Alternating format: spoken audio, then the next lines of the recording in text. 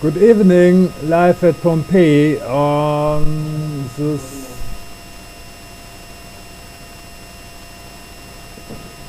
Do you understand me? Good evening. Good evening. Yes, you understand me. That's fine. So, live at Pompeii on the 6th of November, at least here in Germany, 2020. How are you? Very, very, very well, considering all the circumstances. Okay. Very well, too. So, about what circumstances do you talk about? The history with our election. Okay. So Honest. The election, I mean, what do you expect? okay, so tell me about the election. There's nothing to tell. It's a disgrace in capital letters. It's a joke. It should never, ever have happened. However, this I just expected that.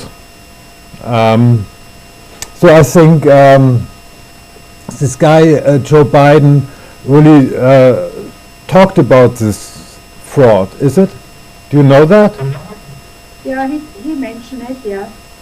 So then perhaps we have it in our chat. Is it? It's no surprise for us. So he even talked about that quite openly. This one. Vote.com.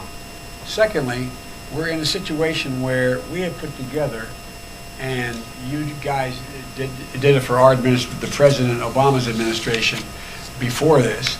We have put together, I think, the most extensive and inclusive voter fraud organization in the history of American politics.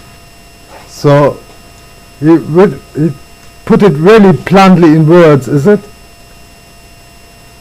So I think the politicians have to talk about what they are doing, but nobody believes them. But Because it is so unbelievable what's happening. yeah, No person sane in mind can follow and believe what's going on. It shows you how dirty that whole game is. yeah. And I am 79 years old and took me that long to see it. But I finally saw it, and better late than never. Exactly. Yeah. So he really put it in words. He committed everything. If it's him, yeah? Oh, Yeah. He doesn't know in the morning who he is. And so you now in the United States have a catastrophe. You have an election, but which is not really election. It's clear that everything was faked, and you will have now Mr. Biden and Mr. Trump struggling who is the winner. Who did fake utmost, and who was the guy who faked not so much? Well, that depends on which side you are.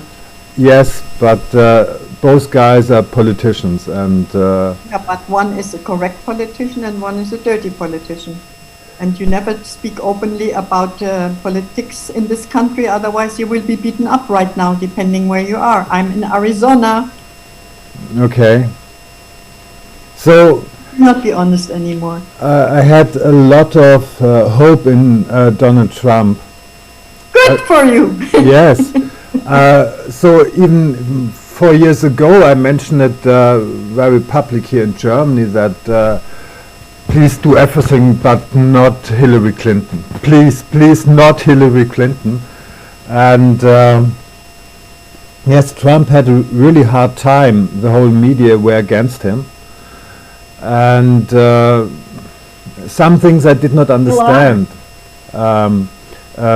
Why did he choose such an advisor that this guy Fauci, for example? Yes, I never ever understand that, and so yes, it's difficult when the whole media community is against you. So this is hard time. Anyhow, he did know that in the first place. And so perhaps it would be a good idea really to make this corona fraud very openly. But he couldn't stand that. He really promised vaccination, and I think a good decision for Trump would be to attack this corona theater very openly. And so I think he played a 5-dimension chessboard, something like that. And so I expected that this is now a catastrophe for you people. And already 3 months ago, I told the people here in the Zoom conference, in the German Zoom call, that I expect civil unrest in the United States after this election. And so I think this is what will happen now. Did you know this cartoon where I started with, this iPad goat? Do you know that? Have you ever saw that? This No. one? Oh. This is a quite interesting cartoon. It has about 10 million clicks. And it tells us something about our future. It's an interesting thing. It was produced and made official in 2012. Yes? And I'll show you now something with this movie or cartoon. Hier eine Gegenüberstellung mit der Realität. So, this was published in 2012. And this happened in... Last year, this year or last year, that's Notre Dame. Yes, exactly. And that happened last year in April. You know, it's nearly impossible to calculate how a tower breaks down. And now look on that. Auf der linken Seite Notre Dame in Flammen und rechts die kodierte Szene in iPad Goat. Eine unfassbare Übereinstimmung. Surprise? Are you surprised? I don't understand the right side, the iPad code, what that is. I'm sorry, so I cannot be surprised. So this is a cartoon with foreknowledge about future, because it's not possible that you calculate how a tower breaks down. You see that? Oh, okay. So, and this was published 7 years earlier to that. But, Yeah? yeah. And this iPad goat thing is about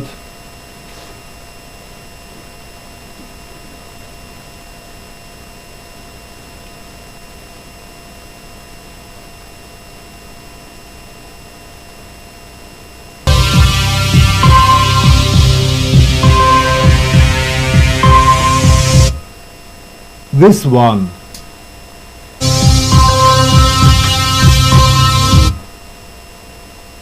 And you see a C like Caesar and a 1. So it's about the chosen one. And so this is a story about the chosen one, which will get published or get official in these days. So it's a quite very important video or cartoon. And a lot of hidden information are integrated into this cartoon. And in the scope of this Zoom calls, I will explain you all the important information about this cartoon, this iPad goat. And this, where it starts here, this goat, it will be put behind fences, and that's very important, though. The story will have a good end. So this is actually the end, but the story begins with the end. And extremely important informations are integrated into this cartoon, and I think these information are very important for you on the other side of the pond to understand that. However, we shall continue with our lecture from yesterday about important nutrient, is it? So we ended yesterday where I show you the results or the charts how a nutrition supplement which just contains minerals and trace elements enhances the performance of our heart, of our cardiovascular system. And if you, I show you the result here, or this one. The patient started at 10. So this is a very crucial result. So when you are at 10, you are really in danger to get a sudden heart attack. And if you now see you get 2 of these samples, and 30 minutes later you are out of risk. Or here you start at 8 and take 2 samples, and 2.5 hours you really jump into the green area where you are safe, absolutely safe. And if you show this, those charts, a normal medical doctor, he may refuse it that. That's not possible.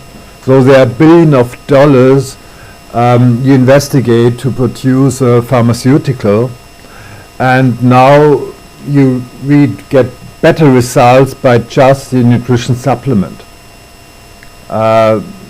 Just consists out of minerals and trace elements, and that's not possible, is it?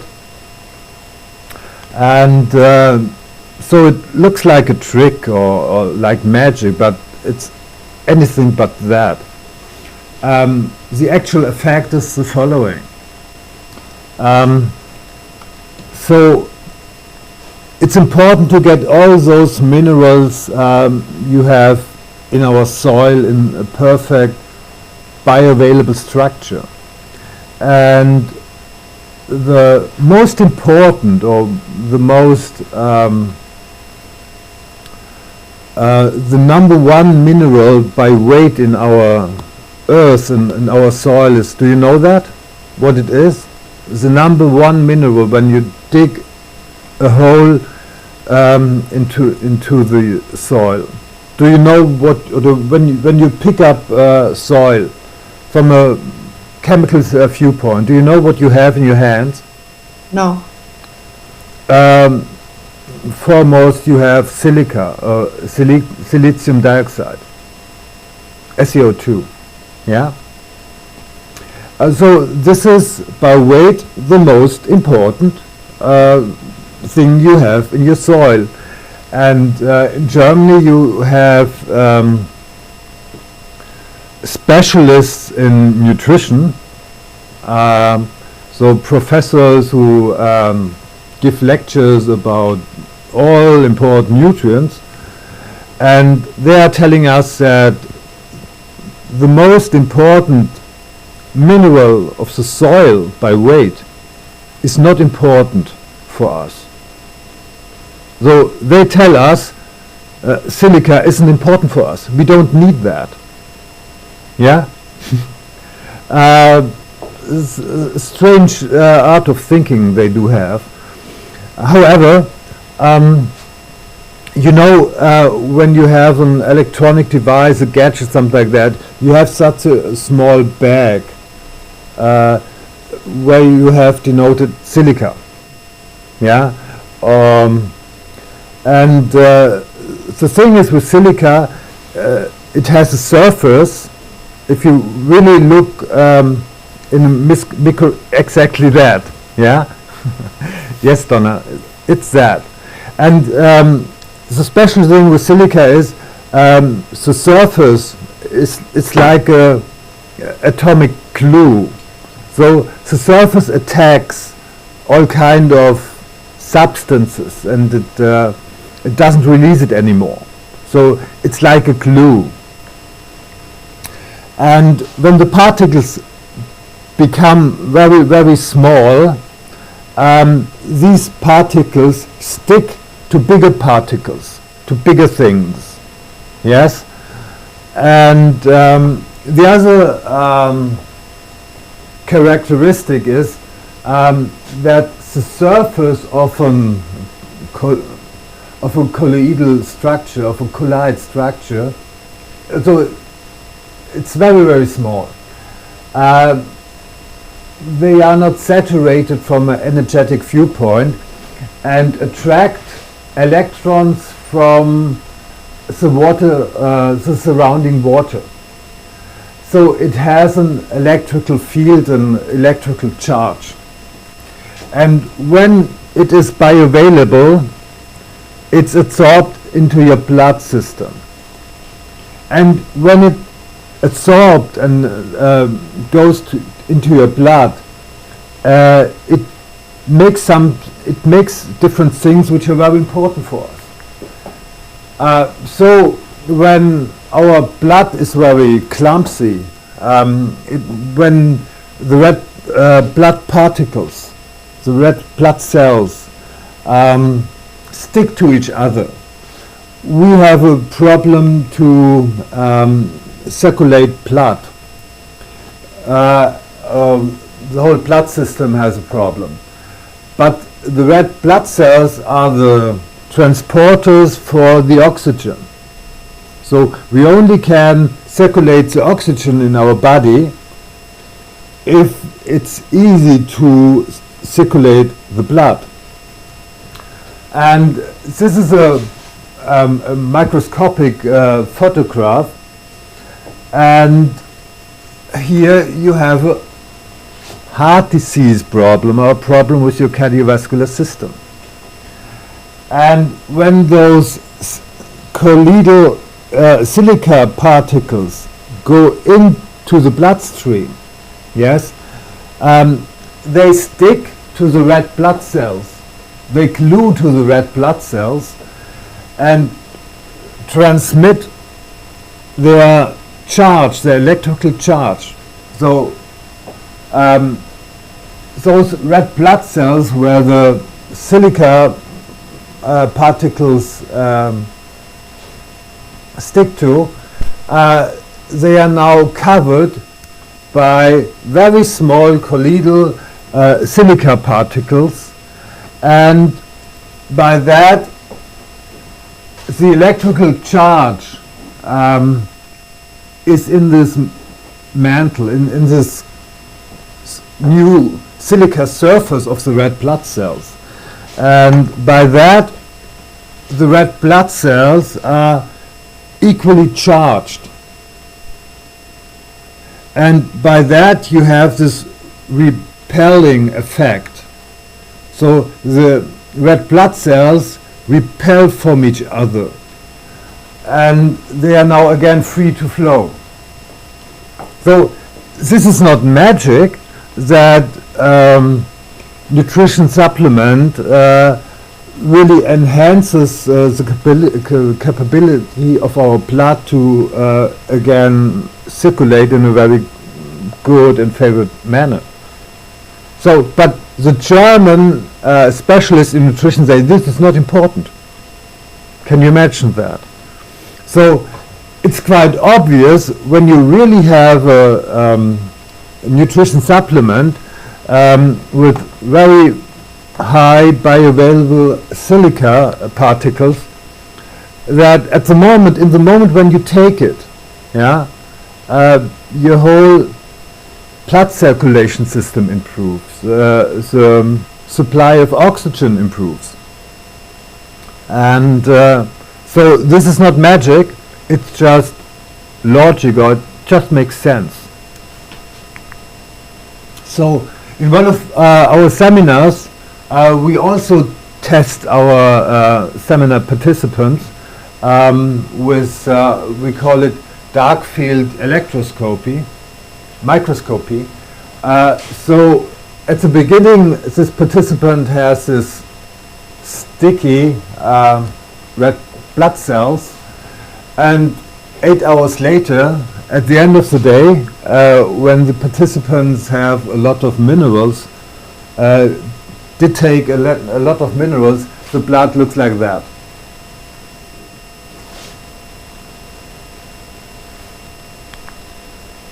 What is this? And so it's all about oxygen. When your blood again circulates in a very good manner, you have more oxygen available. And this guy, this is called Otto Warburg, who was a 2-time Nobel Prize winner in the 30s of last century. The quote from Otto Warburg is, 80% of all diseases are a result of oxygen deficiency. So it depends whether you have oxygen deficiency in your heart, you have a weak heart. When you have oxygen deficiency in your liver, you might have liver problems. If you have oxygen deficiency in your muscular system, you have called cramps or something like that. What's the English word? Spasm. Pardon? Spasm. Spasm. You have spasm, thanks. So it's quite easy. Your health will improve in all kind of in multiple ways when you enhance or re-optimize your oxygen system, your oxygen delivery, your oxygen status. It's about 20 years ago I was very much involved in this oxygen medicine. I worked together with a guy called Laszlo Fodor, and he was the oxygen specialist here in Western Germany. And what he did, that every patient that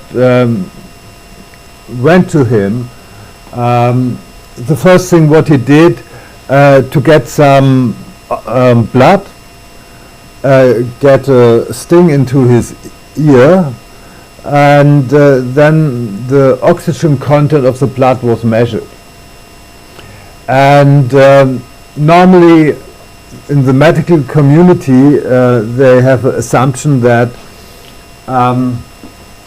so here you start at the age of 50 and here you have 100, and the assumption was that the blood oxygen status, or the partial oxygen pressure in our blood, declines more or less on a linear base. Yes. However, Fodor showed this is not the case. So it's true from 50 to 70. But after that, yeah, you have all the way down the same blood pressure, the same oxygen, partial pressure of oxygen in your blood. However, you see the numbers of patients, if you start from 75 to 100, declines. So the oxygen level does not decline anymore, but the number of patients you are able to measure. You understand this? So if the number of if the expression deadline makes sense, then this is the deadline. It's about 70 torr oxygen. If you are below that deadline, the probability that somebody dies is very, very high. So you can't measure him anymore. Or you have to go into and visit him at his grave. So that's a very important marker for your health, the oxygen level in your blood. And he also measured, or he differentiated in patients with good values, normal values, and pathological values. And interestingly, in the age between 50 and 60, we as humans have the biggest problem. And interestingly, though most of all people die in the age between 50 and 60. So the probability that somebody dies is much higher in the age range of 50 to 60.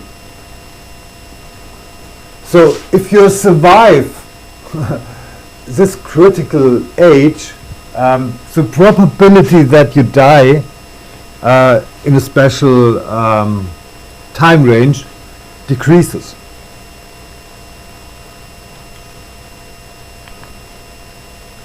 Here you have mice, white mice, under liquid, and it still lives. So here you have some fishes swimming, and surprisingly this mice lives under liquid. Do you have an idea how that works out? Well, it's not fake, it's really possible. As a chemist, I know this liquid must be, how you call it,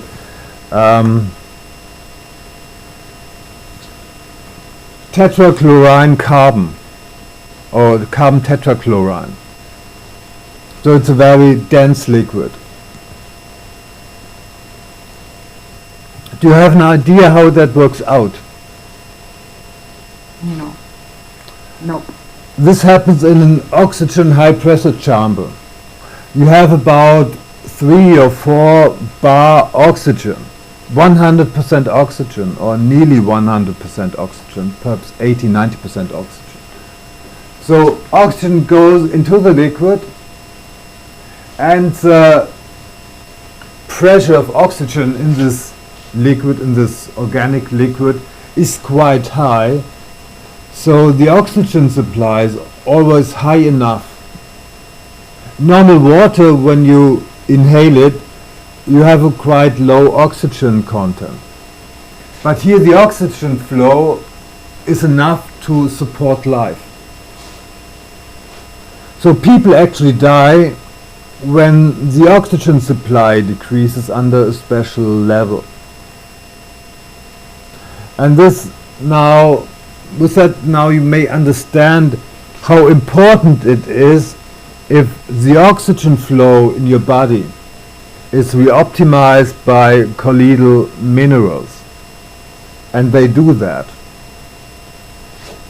This is actually knowledge every medical doctor should know, but they do not. They don't understand this colloidal effect of our minerals.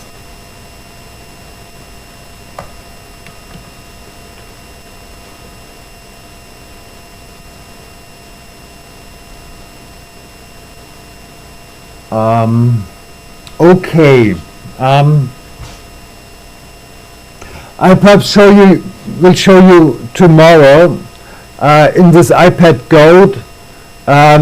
There's a word written in and this is very important, it's called trivium.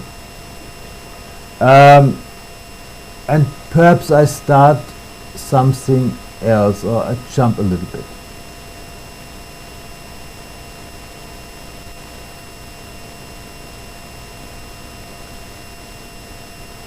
Have you ever heard about trivium? Is anybody there who heard or knows something about trivium? No, I don't. No? No. So about 100 years ago, in high school in Germany, it was the foundation of our education system that the pupils had to get in contact with trivium. Trivium is the art of thinking. It was developed about 2,500 years ago in Athens, in Greek. So it's the art of thinking by yourself. And it's a very powerful tool. You know the Greek philosophers, the first famous Greek philosopher called Socrates, is it? Suppose so. You say it, so it must be true. Okay, thanks. So Socrates, the most important conclusion of Socrates is everything I know is that I do not know. Yes, so we really don't know, but all what we think is true is more or less an assumption or a theory. But there are many things which we think we know, but we might not know. And the things what we think, what we know, might not be true. Would not be, the reality might look different, but so if it's clear for us that the things what we know, or the things what other people know, what's written in books, are all theories. Yes? So if you have a book from chemistry, in physics, in biology, this is really not knowledge. It's just a couple of theories. They had not to be true. They must not be true. It's possible that they are not true. We have to be open that the knowledge written in our books might not be really knowledge, might not be true at all. So, and this way of thinking is quite revolutionary. So he had some enemies in these days, 2,500 years ago. And because he made this thinking that everything are theories, he made that public, and for that he was sentenced to death. So many people say he was the most influential of all philosophers ever. And he was sentenced to death. And there was a pupil of Socrates. You know, the pupil of Socrates, how is called? No. Platon. Oh, yeah. Platon, yeah. And you know this story about the caveman. So Plato was very sad, very down about this murder of Socrates. And so he made this, how you call it, allegory. We are cavemen, we are we are chained to a wall in a cave. And on the opposite side of the cave we are looking on, we see some shadows. So we are not so far away from the entrance of the cave, and there are some shadows projected on the other side of the wall where we look on all our life. And we think these plays of shadows are all there is. This is our life. So some guys get free, managed to get off their chains, and went outside the cave. And there they saw a totally different world what they saw before. So really could see on the world how it is. So they discussed, they consulted themselves, and that we have to go back to our colleagues in the cave, and we have to tell them what's happened outside the cave in reality. So they managed to go back and try to explain their guys, which they know for years, for decades, what's really going on outside the cave. Do you know what happened? No. Those colleagues of them don't wanted to hear that. Mm. And they killed them. Yeah, so this is more or less a story about Socrates. And then Plato again had a pupil whom he educated. You know the name of this guy? The pupil of Plato. He's called Aristotle. Yeah, you heard that name before. Aristotle. So, and Aristotle combined the philosophy of Socrates, of Plato, and developed even more knowledge or principles of philosophy. And again, he had a pupil.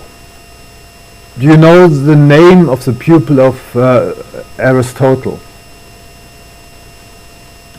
So this is Aristotle, and this is his pupil.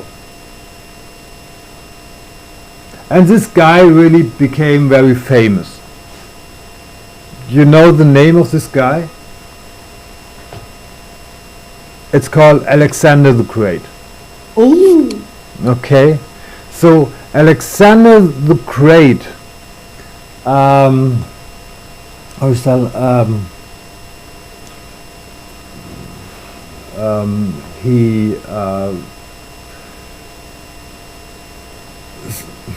so he became a big leader, and I think in the age of 22 the whole world was under his command. And the special tool Alexander used to become so powerful is the philosophy Aristotle transferred to him. And this philosophy is called trivium. So you have an idea how powerful this way of thinking trivium is. And in Germany it was educated before the First World War. After that, no more. And so Alexander once, Aristotle published the whole knowledge about trivium in a book. And when Alexander heard about that, he was extremely annoyed and stopped all contact with Aristotle. It can't be that my enemies are able to think like me, is it? So they are also called the three free arts of thinking. It's categorized in grammatic, logic, and rhetoric. So grammar is about collecting of data and structuring of data. Though it's important in grammar to collect all knowledge or facts and don't have any opinion about that.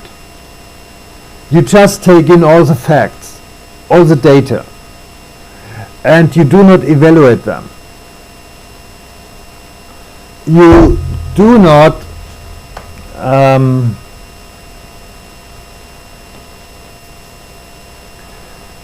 how shall I put it in words? You have no judgment about the data you get in. The other one tells you. You don't reject it because something you get informed about you do not like. You just collect them, put it on the table. It's hard to do. Exactly. How do you do But that? this is a pre-assumption. You have to be able, you have to be prepared just to collect data without judging them.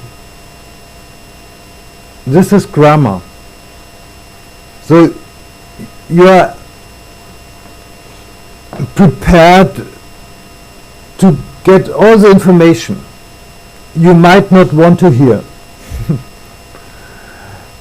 However, accepted that there's some guy, some book give you information and you just put it on the table. It's a kind of laboratory. Yeah?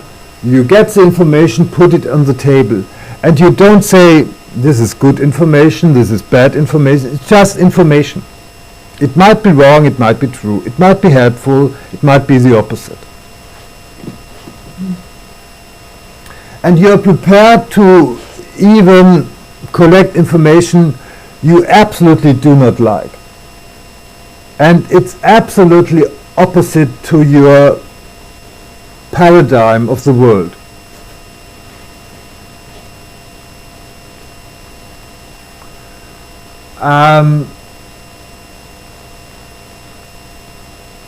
So as a scientist, yeah, you may have a guy who pays your job and or an organization, and those guys who support scientific studies in these days have some ideas what the result should be, yeah, and so as a scientist that shouldn't be of any importance to you. You have to do your scientific job and give a result, give a conclusion which is as objective as possible. You are not bound to the ideas of the guy who gives you the money to do the scientific study. But science in these days are a little bit corrupt. So when you don't show up with the results the guy who gives you the money want to see, he normally stops the money flow. But in grammar you have to accept the results. And you have to prepare to look on results as they are. And the second step is now logic. Yeah? You put the result on the table. Don't judge them. However, you screen them now by logic or by logical fallacies. And this is the most important thing about this freedom thing. So you select truth from fraud.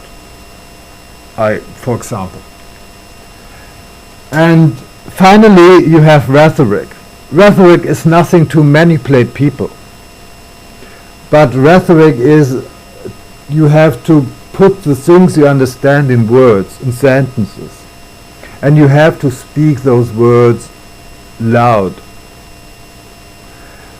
By speaking, and not by writing, when you talk about something, you're making connections in your brain between neurons. But you have to speak about that. You have to talk about it. You have to speak it loud. So you have to struggle for the right words, for the right metaphors. So your knowledge is only your knowledge if you struggle for the right words and the right metaphors.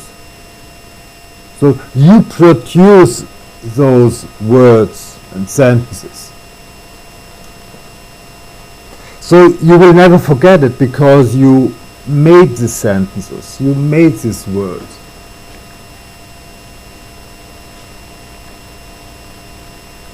So the most important thing is all those logical fallacies. You may have heard that it's called ad hominem, or calling somebody words. Yeah, you have you discuss facts, and the guy in front of you don't like the facts. Then he will attack you. He attacks not the message but the messenger. That's ad hominem, or in English we call him words. So this is a logical fallacy. But many people use this logical fallacy in their favor. But they are manipulating you. You ever have been a witness where somebody doesn't like the message and attacks the messenger? Did it ever happen in front of your very eyes? Yeah? Anybody else there? Donna? Yeah, we're all here. Okay, fine. Oh, so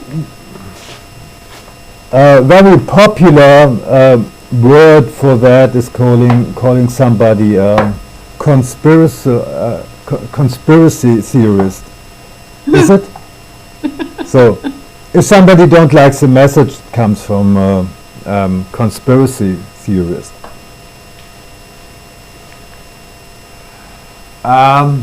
Appeal to authority. In Latin, ad verecundia. When somebody tried to support his argument by putting in academic titles, so I'm a doctor, I'm a professor, I'm something whatever, and do you think because somebody is a professor or a doctor that he can better think like you? I don't think so, but people in general think so. The Yes. professor in Germany is something very special. Okay, and this is a logical fallacy. Yep. So I myself get a doctorate at college, at university, and I know at which low level scientific procedures some other guys get the academic title. And so more or less in these days an academic title for me has a very limited benefit. Or there are so many really stupid people, really stupid, having some academic titles. Don't we have the living proof in Germany running around right now? Running a what? Sorry. Don't we have the living proof of people like you just described them running around in Germany? Yes. Free, being admired, worshipped. Many of those, yes. Yeah. So it's called appeal to authority. or somebody has a good reputation, and no, this is appeal to authority. This is a logical fallacy. If one can't argue in a decent way, it isn't worth anything.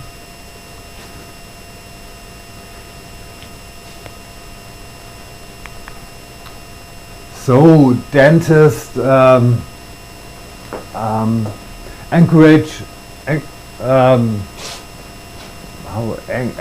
people to put more fluorine into toothpaste, because they are dentist people. Oh, when a dentist recommend that, then it must be true. Yeah, a medical doctor is recommending vaccines, so they must be important and valuable. Oh, there's a sentence, experts from different divisions recommend X, Y, Z. Then that must be true if they are really experts. Obscurium per obscurius. So this means the definition of a word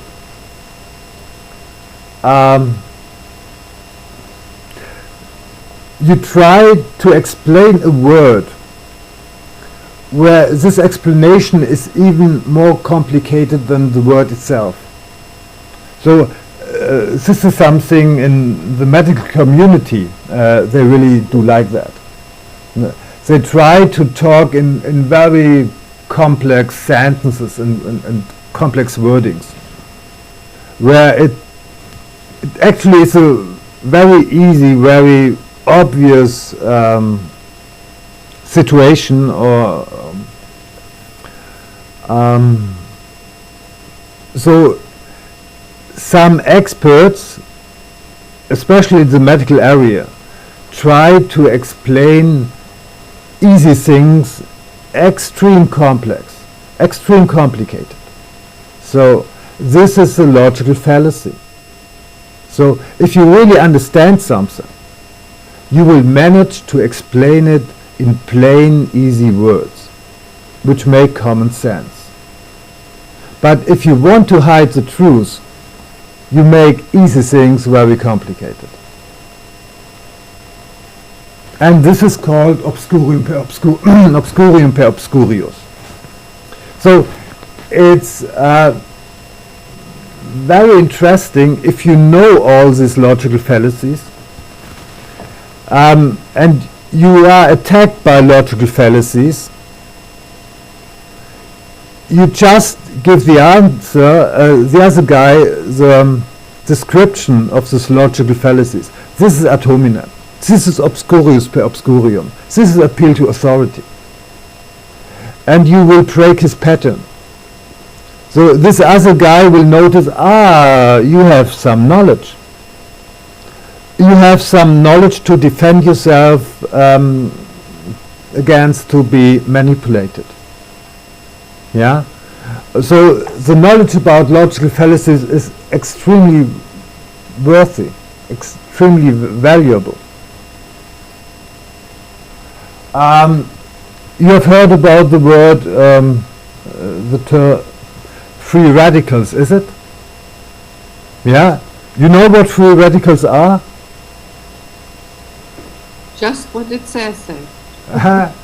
So, free radicals are molecules with unpaired electrons. Yes? Now you know everything about free radicals, is it? Okay. I give you an alternative.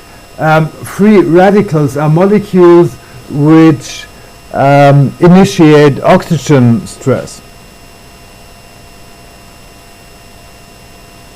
Now you know everything about free radicals, is it? However, those specialists and experts always talk in these structures. And my feeling is that they do not understand free radicals at all. because they have nice explanation which again explain nothing. They just turn around in cycles.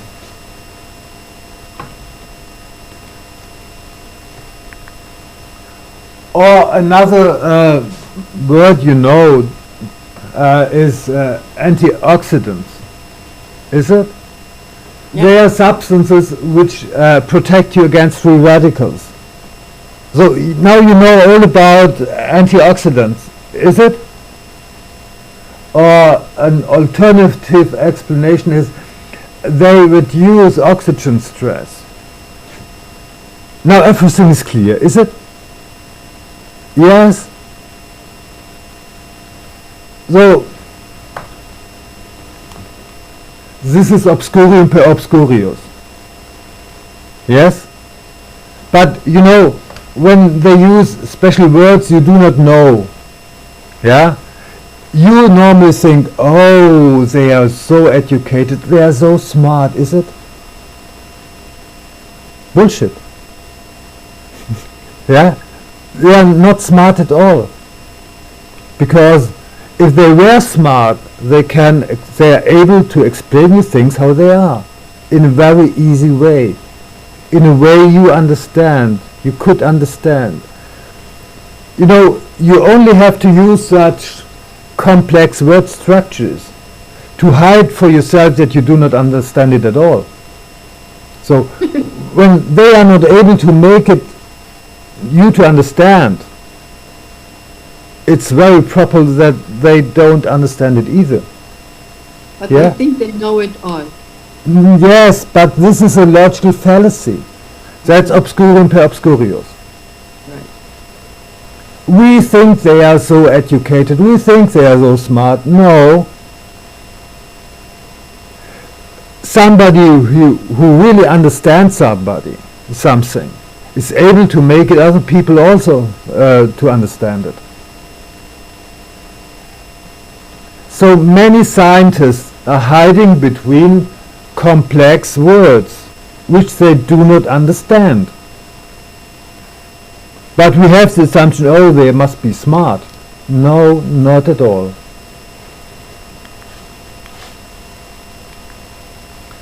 Called running around a circle.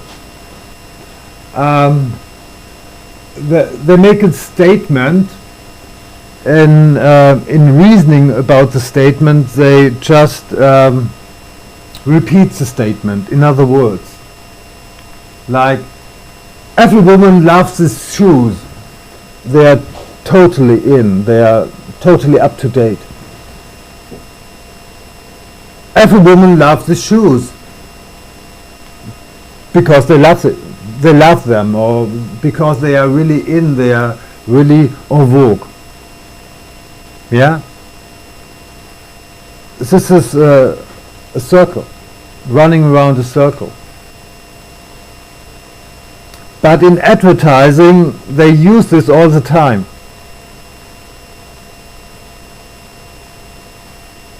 They argue about something where the first assumption is turning around and around and around, just in other words. Or free radicals damage our health because they initiate oxygen stress.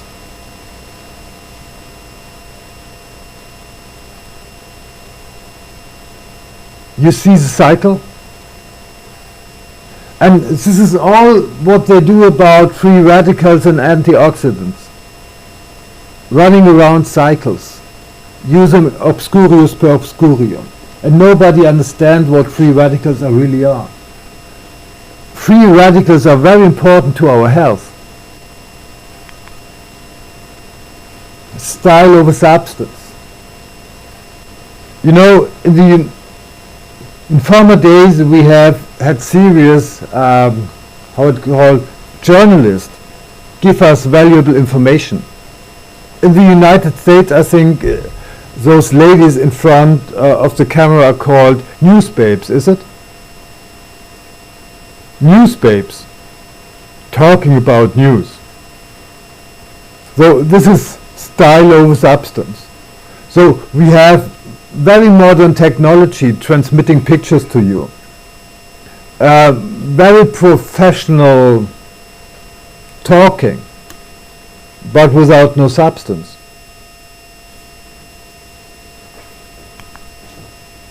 This is like here in Germany we get news. I call it style over substance. It's a perfect style, but there is no substance at all. But many people are impressed by style and have no idea what the substance is all about, whether there is substance at all. Hearsay. Oh, people say. I have read something in a book.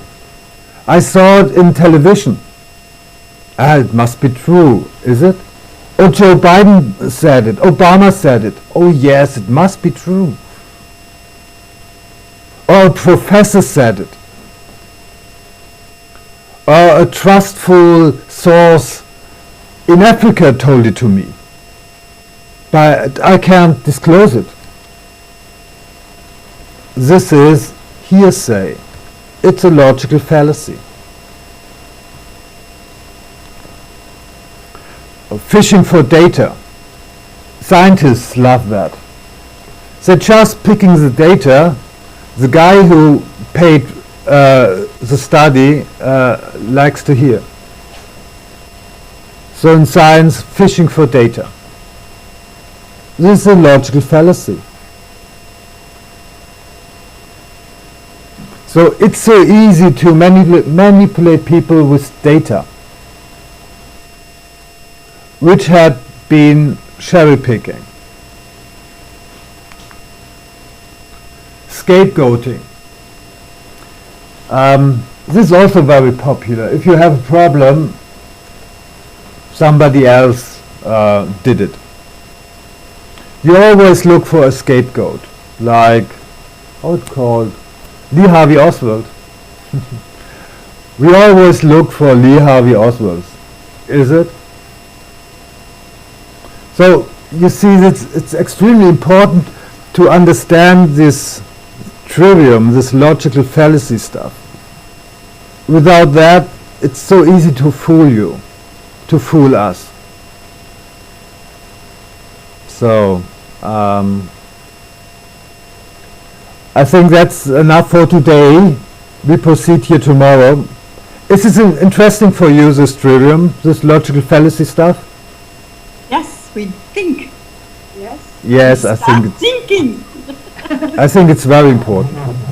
Yeah, because without knowing about logical fallacies, it's so easy to fool us. Okay. Any question?